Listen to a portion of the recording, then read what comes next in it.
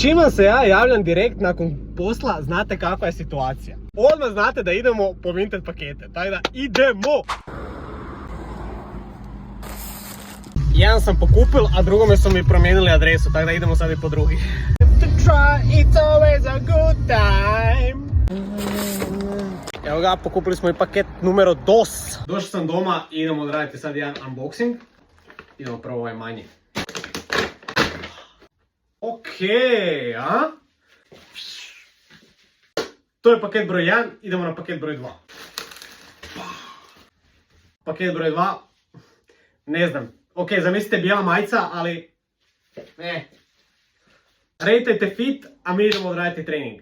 Bam, bam! Zapamtite, big muscles, nema ozljeda, happy guy. Mali muscles, puno ozljeda, ne happy guy. Sveto pismo, okej?